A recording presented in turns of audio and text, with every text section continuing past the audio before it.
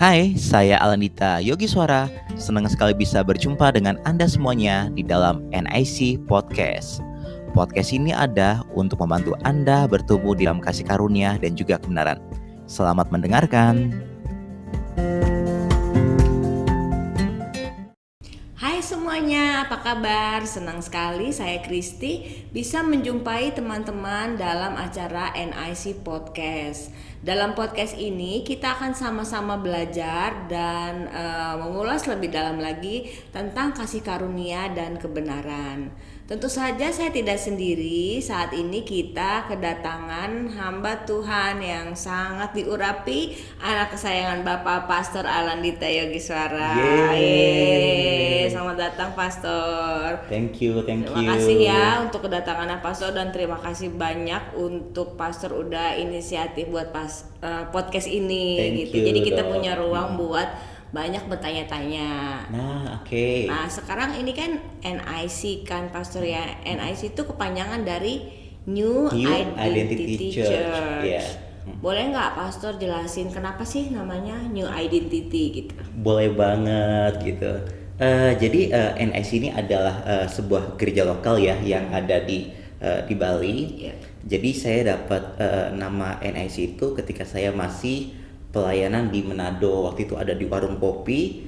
Saya ngobrol dengan sahabat saya dan spontan aja kalau saya nanti mau buka gereja, saya pengen banget namanya NIC.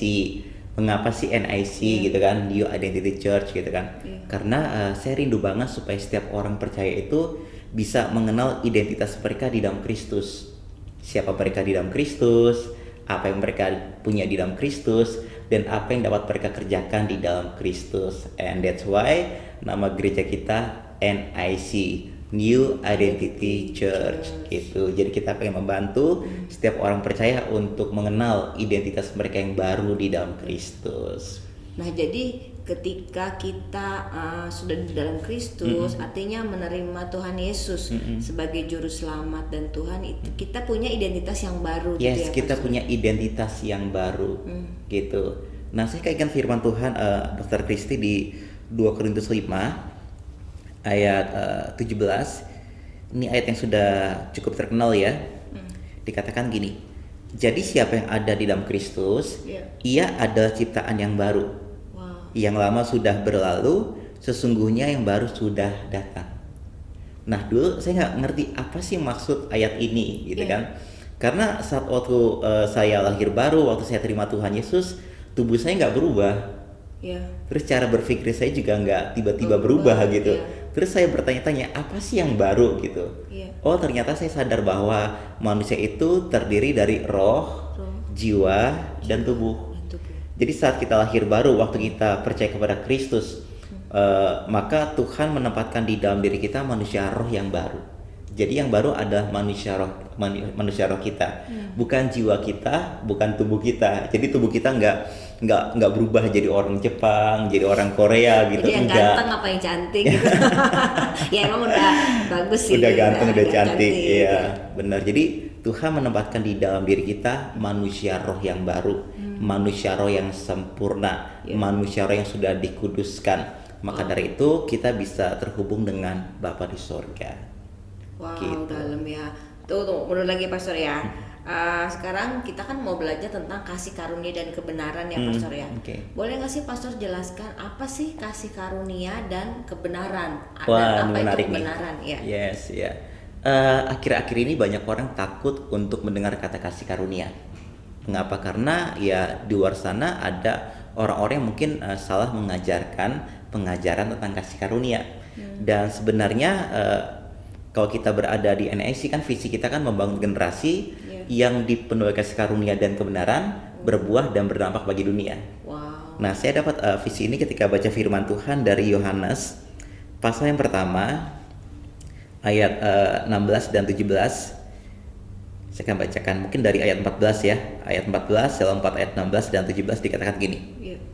Firman itu telah menjadi manusia dan diam di antara kita. Nah, firman ini kan bicara tentang Kristus ya. Firman yang menjadi manusia.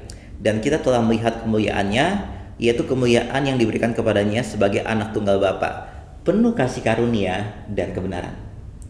Jadi Tuhan Yesus, dia itu ada pribadi yang penuh dengan kasih karunia and also kebenaran. Nah, sekarang kita lompat ayat yang ke-16. Karena dari kepenuhannya kita semua telah menerima kasih karunia demi kasih karunia.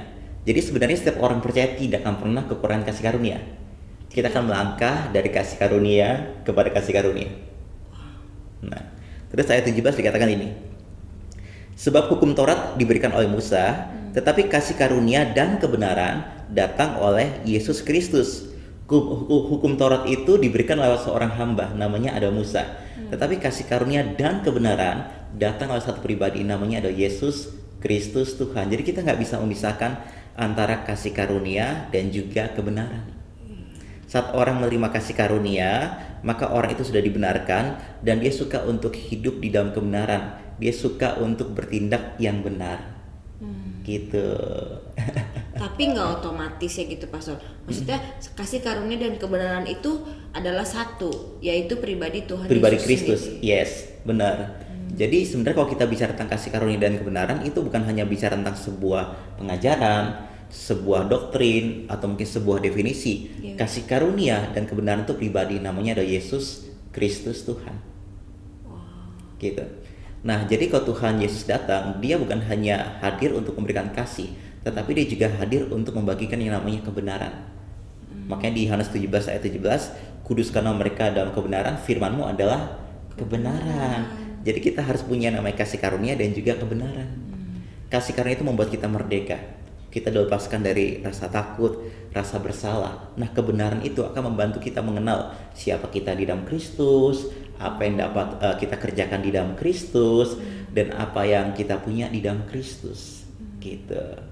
Jadi kebenarannya ada di dalam Kristus gitu ya Pastor ya. Benar Kebenaran banget. kita, pribadi kita di dalam Kristus. Yes. Di dalam Benar. firman-Nya gitu Benar. ya Pastor ya. Nah, sebenarnya ada dua arti kebenarannya di Perjanjian Baru ya. Yang pertama itu adalah anugerah kebenaran. Jadi saat kita terima Tuhan Yesus, kita percaya dengan hati dan mengaku dengan mulut, maka kita akan dibenarkan. Kita dibenarkan di hadapan Bapa. Status kita adalah orang benar. Ini adalah pembenaran dikaiosune. Nah, kata kebenaran di sini bukan dikaiosune tetapi aletheia, yang artinya adalah kebenaran yang kita hidupi. Firman yang kita hidupi, firman yang kita lakukan, seperti itu. Nah, kabar baiknya kita mengerjakan firman, kita melakukan firman itu bukan dengan kekuatan kita sendiri, tetapi Roh Kuduslah yang memampukan kita untuk bisa mengerjakan kebenaran. Gitu. Terus kenapa sih kita harus ngerti nih Pastor nih tentang kasih karunia dan kebenaran tuh kenapa gitu? Mengapa kita harus mengerti tentang kasih karunia dan kebenaran? Karena gini, kalau kita tidak mengerti tentang kasih karunia Tuhan, kita nggak berani untuk berdoa. Kita takut untuk berdoa. Karena kita nggak tahu di mana posisi kita gitu. Kita nggak tahu posisi kita, benar banget. Dan bahkan kita juga nggak berani untuk menyembah Tuhan. Kita berkata, Tuhan, aku nggak pantas, aku nggak layak, aku orang berdosa, gitu. Padahal kalau kita sudah berada di dalam Kristus, kita sudah dibenarkan. Kita bukan lagi orang berdosa, kita ada orang yang sudah dibenarkan. Status kebenaran kita itu sekali dan untuk selama-lamanya. Itu luar biasa banget posisi kebenaran kita. Tapi jangan lupa juga sebagai orang percaya ada yang namanya pengudusan, sanctification. Nah, jadi hati kita, jiwa kita dikuduskan lewat firman Tuhan. Nah, makanya itu kenapa kita butuh baca firman Tuhan setiap hari, supaya kita bisa merubah gambaran-gambaran negatif yang ada di dalam hati kita.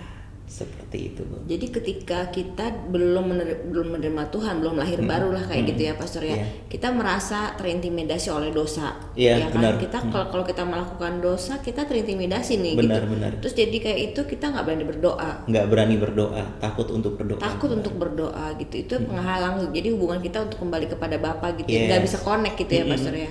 Dan iblis suka untuk apa ya? Untuk membuat orang percaya itu takut. Iblis suka banget kalau kita itu menjauh daripada Tuhan. Makanya sifat dosa itu sifat dosa itu akan menurunkan derajat kita. Sifat dosa itu akan membuat kita itu jadi kayak tidak pantas, tidak layak. Itu sifat dosa. Makanya Tuhan memberikan anugerahnya, memberikan kasih karunia supaya kita bisa berkuasa atas dosa. gitu. Jadi di dalam Kristus kita sudah dirubah identitas kita.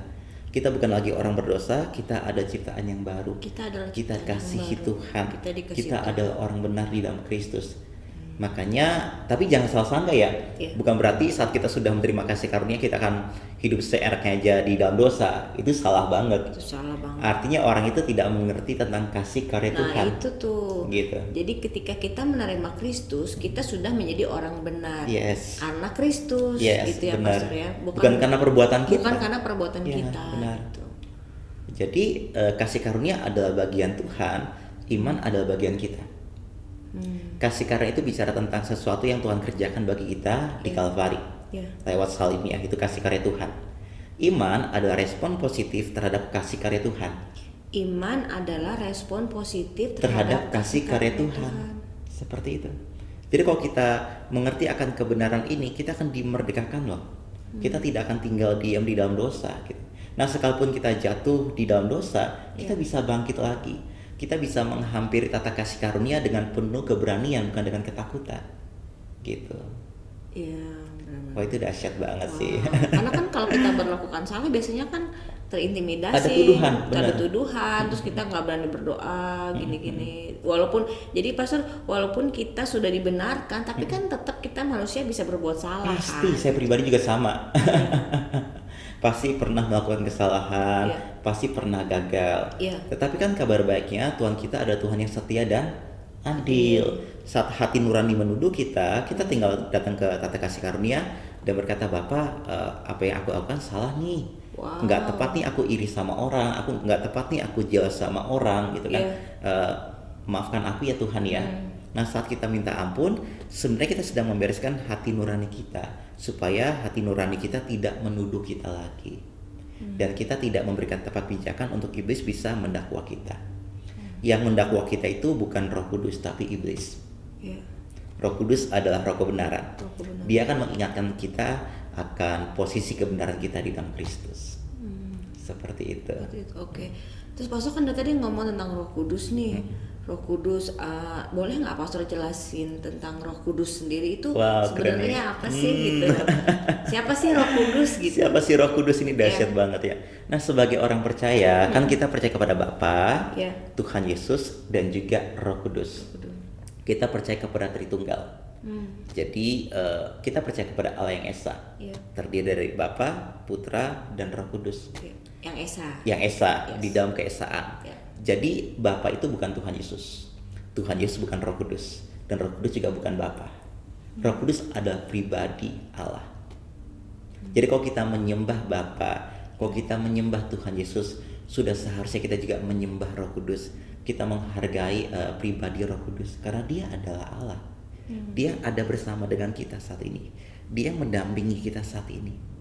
Oh, jadi Roh Kudus ini yang saat ini bersama-sama dengan Yes, kita. benar. Dan Roh Kudus yang tadi pastor bilang bisa bersuara gitu, yang kita mendengar suara Roh Kudus Yes, gitu. benar. Nah, itu gimana caranya pastor supaya kita bisa Bisa mendengar, mendengar suara Roh Kudus. Berarti itu seolah-olah suara Tuhan sendiri gitu, suara Bapa gitu kan? Ya. Nah, kalau kita sudah lahir baru ya, sudah seharusnya orang percaya itu bisa mendengar suara Tuhan. Jadi semua orang bisa sebenarnya. Semua orang yang sudah lahir baru Yang sudah bisa lahir baru. mendengar suara Tuhan. Wow. Karena kan kita lahir dari Dia kan, ya, yang menjadikan roh kita menjadi baru itu ada pekerjaan Roh Kudus. Nah, kalau kita sudah lahir baru, seharusnya kita bisa mendengar suara Tuhan. Bagaimana caranya? Caranya, nah ini Nah, nih yang pertama adalah lewat firman Tuhan dong.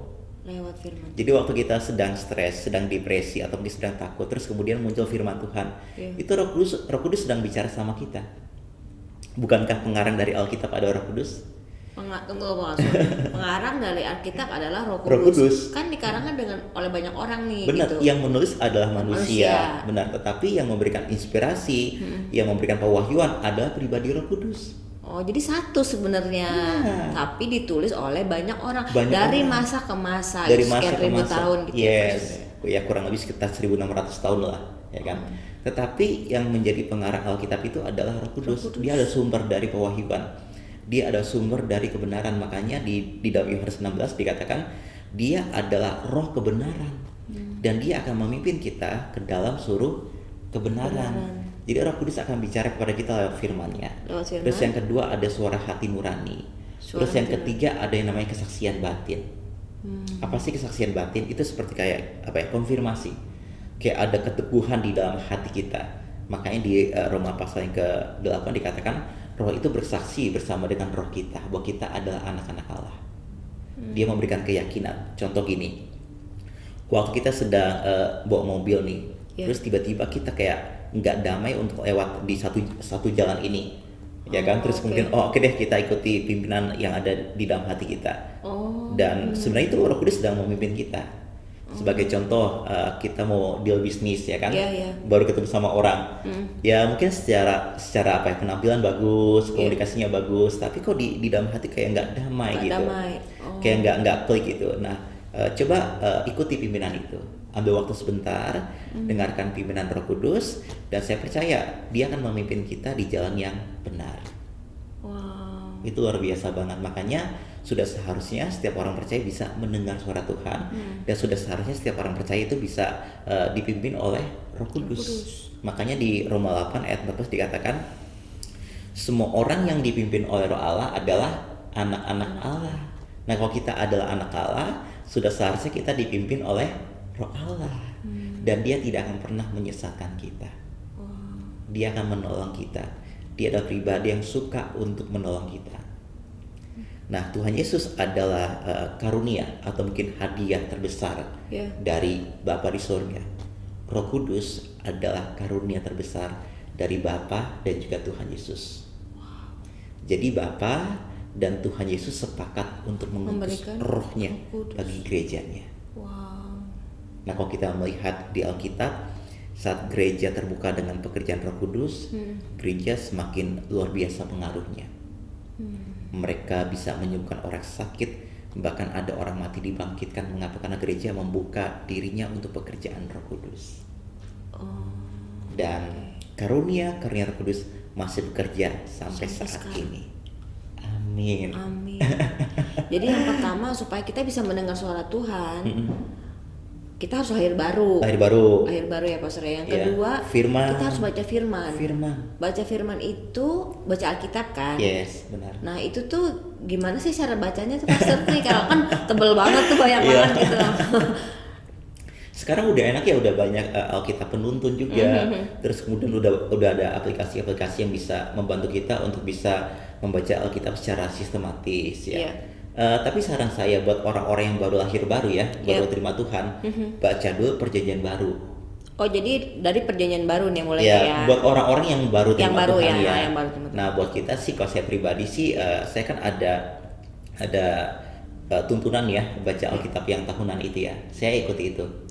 Seperti itu. Jadi ada terkadang 3 pasal di PB, 2 pasal di PL, seperti itu, dan ditambah lagi dengan Amsal biasanya. Contoh tanggal 1 ya kita baca Amsal pasal yang pertama, tanggal 2 kita baca Amsal pasal yang kedua, ngikutin tanggal seperti itu. Oh, jadi di Alkitab tahunan itu. Benar. Ya Pastornya. Tetapi yang terpenting kalau kita baca Alkitab jangan terburu-buru. Nah, itu. Jangan kayak. Jadi nggak bisa kayak baca buku novel gitu. Benar, santai aja, nikmati aja. Makanya dikatakan di Mazmur pasal yang pertama, yang menjadi kesukaannya ialah Taurat Tuhan. Dan yang merenungkan Taurat itu siang dan malam, ia seperti pohon yang ditanam di tepi aliran air, yang berbuah pada musimnya, yang tidak pernah layu daunnya, apa saja yang diperbuatnya berhasil. Banyak orang mau berhasil, tapi mereka nggak mau merenungkan, mengimajinasikan. Bahasa Ibrani itu hagah. Jadi merenungkan. Itu seperti ini, kayak kita mengimajinasikan, kita membayangkan, dan kita memperkatakannya perlahan-lahan secara terus-menerus. Sebagai contoh, ketika kita baca firman Tuhan, contoh ayat yang terkenal ya, Filipi 4 ayat 13, segala perkara dapat kutanggung di dalam Dia yang memberikan kekuatan kepadaku. Nah, itu bacanya diulang-ulang. Segala perkara dapat kutanggung di dalam Dia yang memberikan kekuatan kepadaku. Segala perkara dapat kutanggung. Jadi benar-benar dinikmati firman itu. Taruhkan firman itu di dalam hati kita, bukan sekedar di jiwa. Benar awalnya di jiwa, kita menggunakan jiwa kita, tapi izinkan firman itu masuk ke dalam hati kita. Karena kalau firman itu sudah ada di dalam hati kita, firman itu akan bertumbuh, dan bukan hanya bertumbuh tetapi juga akan berbuah. Jadi ini yang dinamakan hidup ya gitu Hidup, ya Pastor ya. benar. Jadi ketika nanti kita lagi ada masalah atau dalam keadaan tertentu, Akan muncul tuh. nah ini akan muncul sendiri dalam akan hati. Muncul, benar. Roh Kudus akan ingatkan loh, ayat demi ayat, firman demi firman gitu. Nah, saya belajar ketika melayani, contoh saya berkhotbah. Saya mempersiapkan khotbah itu, saya membaca firman bukan waktu saya mau khotbah. Saya harus terima setiap hari firman Tuhan, menjadi makanan bagi saya, menjadi kekuatan bagi saya gitu. Jadi kalau saya hanya baca firman waktu berkhotbah, itu hanya sekedar teori atau mungkin informasi yang kita bagikan. Tapi kalau kita ambil waktu setiap hari, kita baca renungan firman Tuhan, maka yang kita bagikan adalah rema. Yang kita bagikan adalah sebuah pewahyuan ya, pengertian tentang firman Tuhan. Seperti itu. Jadi akan ada powernya. Sama seperti Tuhan Yesus ketika dia mengajar, orang berkata orang ini mengajar tidak seperti ahli Taurat. Tuhan Yesus mengajar dengan power. Dia mengajar dengan otoritas, dengan kuasa. Mengapa? Karena dia penuh dengan firman. Nah, sama juga dengan kita, kalau kita ingin mengajar, kita ingin berkhotbah dengan powerful, ya kita harus penuh dengan firman Tuhan. Gitu. Jadi firman Tuhan ini adalah makanan untuk rohnya kita gitu ya Pastor ya. Benar, kalau tubuh kita butuh makan ya kan. Tubuh kan kasih makan nih. Benar. Sama juga hati kita juga, roh kita juga butuh makanan. Makanan untuk roh kita, untuk hati kita adalah firman Tuhan. Gitu. Dan Tuhan Yesus sendiri bilang kita kan adalah manusia roh kita ya. Kita ada manusia roh gitu. Nah, ada kebenaran yang sangat sederhana tapi sangat powerful ya tentang manusia roh tadi ya. Jadi saya terus memperkatakan kepada diri saya bahwa saya itu adalah manusia roh yang memiliki jiwa dan tinggal di dalam tubuh jasmani. Jadi kesadarannya itu adalah kesadaran akan manusia roh. Roh, jiwa, baru tubuh. Tapi banyak orang kan tubuh, jiwa, dan roh kan. Makanya mereka lebih sadar akan hal-hal yang berbau jasmani ya. Jasmani duluan gitu. Padahal ya, intinya kan rohnya manusia gitu. Roh kita. Manusia rohnya gitu. Terus jiwa tinggal di dalam tubuh jasmani. Benar. Jadi yang ganteng ini, yang cantik ini ya ini casingnya gitu kan. Aja. Kita yang sesungguhnya ya ada di dalam diri kita gitu. Makanya daging tambah roh kan nggak bisa berbuat apa-apa kan. Rohlah yang membuat kita menjadi hidup. Dan itu karya mujizat yang sangat luar biasa saat kita lahir baru. Tuhan menempatkan di dalam diri kita manusia roh yang baru, dan kita terhubung dengan pribadi yang baik, namanya ada Roh Kudus. Dahsyat. Terus Pastor, apa pendapat Pastor nih tentang hyper grace? Kan banyak tuh yang kalau kasih kayak gimana ya, seolah-olah kayak hyper grace lah, prosperity lah. Itu tanggapan Pastor sendiri itu gimana? Oke, saya pikir ini cuma istilah teologi ya. Nah, kalau saya baca di Alkitab, kalau kita baca di King James, ketika aja di situ hyper grace. Hyper grace. Ada nggak? Muncul nggak? Nggak ada. Tidak ada kata hyper grace di dalam Alkitab. Jadi kita nggak usah mengajar sesuatu yang tidak dicatat atau mungkin tidak ditulis sama Alkitab, dan kita nggak usah perdebatkan. Malah kata yang dipakai itu lebih parah, yaitu abundance of grace, kelimpahan kasih karunia. Itu lebih dahsyat lagi. Benar. Jadi makanya di Roma 6 ayat 14 dikatakan gini, for sins shall not have dominion over you, for you are not live under law but under grace. Dan dosa nggak lagi berkuasa atas kita, karena kita tidak hidup di bawah hukum Taurat, tetapi di bawah kasih karunia. Jadi kasih karunia itu bukan surat izin untuk berbuat dosa. Makanya kita balik lagi, kalau kita bahas tentang kasih karunia, itu nggak bisa dipisahkan dari kebenaran. Ada kasih karunia, ada kebenaran. Saat kita menjamah kasih karunia, kita juga harus menjamah yang namanya kebenaran. Jadi tadi Pastor yang for sin have no dominion over you, itu maksudnya dosa tidak lagi bisa berkuasa atas kita. Jadi sebelumnya kita tuh dikuasai sama dosa kan, kita hamba dosa kan, gitu. Karena apa? Karena Adam menyerahkan otoritas kepada iblis ya kan. Nah, orang-orang yang belum lahir baru, mereka berada di bawah kuasa kegelapan. Makanya nggak kaget kalau mereka gampang untuk stres, mereka gampang untuk depresi, atau mungkin gampang untuk berbuat jahat, karena manusia rohnya masih belum diperbaharui gitu. Oke. Nah, buat kita yang sudah lahir baru kan kita punya karakter Kristus Ya. gitu. Jadi kita bisa tahu ini benar apa enggak ya. Makanya di Roma 12 kita bisa membedakan manakah kehendak Allah, apa yang baik, Ya. yang sempurna, yang berkenan dan yang sempurna gitu. Jadi kita bisa ngelawan lah kayak keinginan ini atau udah nggak ada lagi gitu ya Pastor, keinginan untuk berbuat dosa itu Seharusnya nggak ada ya, seharusnya udah nggak seharusnya nggak ada lagi. gitu. Nah makanya perhatikan apa yang kita pikirkan. Karena buat saya gini, orang tuh nggak tiba-tiba jatuh ke dalam dosa. Pasti dia terima benih pemikiran dulu. Oh jadi awalnya ada di Benih, pikiran, ya kan? benihnya nih Benih, ya ya. kan? Entah dia nonton sesuatu atau Iya. mungkin mendengar sesuatu, dia terima benih dulu. Iya. Maka benih itu akan dibuahi kan. Tidak ada benih, ya tidak ada yang namanya buah. Gitu itu prosesnya. Jadi saya pribadi nggak mau debat tentang hypergrace lah atau mungkin prosperity gospel karena ya memang itu tidak pernah dicatat di Alkitab. Nah bahkan kata prosperity ini juga ada sih di Alkitab, tapi kalau kita bahas tentang prosperity gospel itu nggak ada di Alkitab. Kalau kita bicara tentang gospel yang ada itu Injil, terus kemudian Injil Kerajaan Allah, Ya. Injil Yesus Kristus atau Injil tentang Yesus, dan yang terakhir adalah Injil Kerajaan Allah. Gitu. Tapi kalau kita percaya kepada Injil, saya percaya jiwa kita pun juga akan makmur. Kan kita makmur di area roh, Area roh. jiwa, baru kehidupan jasmani kan. Wah keren. Gitu. Jadi roh kita sudah makmur, tinggal jiwa kita nih harus makmur. Ya. Apalagi sekarang saya melihat kita udah hidup di zaman yang terbuka ya. Orang bisa tahu di mana kita sekarang, apa yang kita makan lewat media sosial kan. Dulu kan kita nggak pernah tahu tetangga kita liburan kemana, makan di mana gitu. Tapi sekarang kita bisa melihat di Instastory mereka. Jadi sudah sangat terbuka gitu. Nah, banyak orang tidak bisa menghandle yang namanya kehidupan orang lain. Akhirnya mereka stres, mereka depresi gitu. Makanya Tuhan mau untuk jiwa kita itu makmur.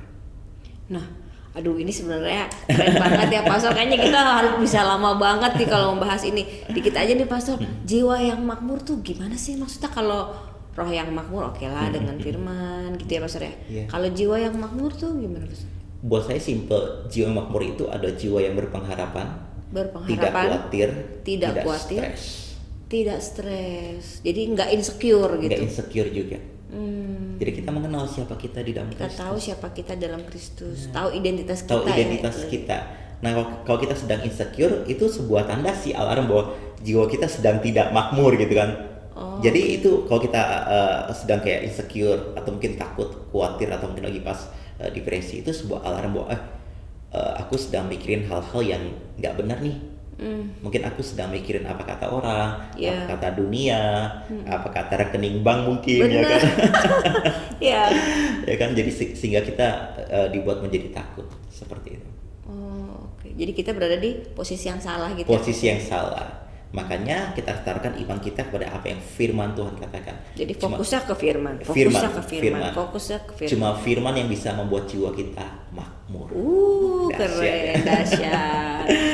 Kalau gitu Pastor, ini kayaknya harus lagi nanti next time kita banyak ngobrol-ngobrol karena Boleh nggak akan banget, cukup, boleh nggak akan banget, cukup boleh ya banget, Pastor. boleh Pastor ada pesan nggak untuk teman-teman yang lagi nonton, yang baru mengenal kasih karunia dan kebenaran? Ya silakan Pastor. Nah, buat teman-teman, saya punya kabar baik.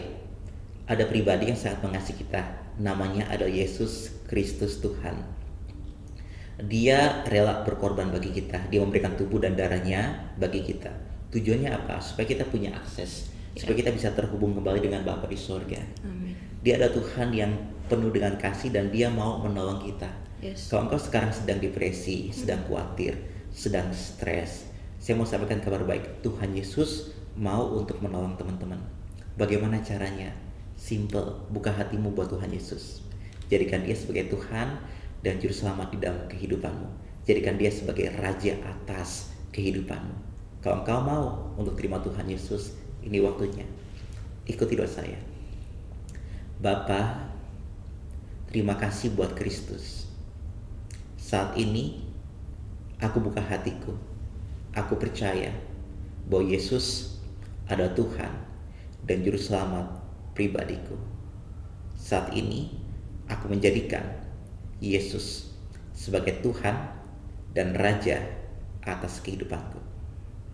Aku percaya, aku diperbaharui, aku dibenarkan, aku dikuduskan, aku ada ciptaan yang baru di dalam Kristus. Ya Roh Kudus, Engkau ada di dalam aku. Pimpin aku ke dalam surga kebenaran, karena aku adalah anak kesayangan. Aku percaya aku punya hidup yang baru. Di dalam nama Tuhan Yesus. Amin, amin, dan amin. Amin. Saat teman-teman mendoakan doa yang singkat tadi, yakinlah ada mujizat yang sangat besar terjadi. Yes. Bagaimana kita terhubung kembali dengan Bapa di surga. Amin, amin. Amin, amin. Amin. Oke, terima kasih banyak Pastor untuk Sama-sama, waktunya. Dr. Kristi. Thank Iya. you. Oke teman-teman, kiranya pembicaraan kita saat ini bisa membantu semua kita sama-sama belajar, bertumbuh dalam kasih karunia ya dan kebenaran, yaitu pribadi Tuhan Yesus sendiri. Bagi teman-teman yang rindu didoakan, bisa menghubungi nomor yang tertera di bawah ini. Kami dan tim dari Pastor Allen, kami siap untuk membantu teman-teman untuk mendoakan teman-teman semua. Sampai jumpa pada podcast yang berikutnya. Tuhan Yesus memberkati.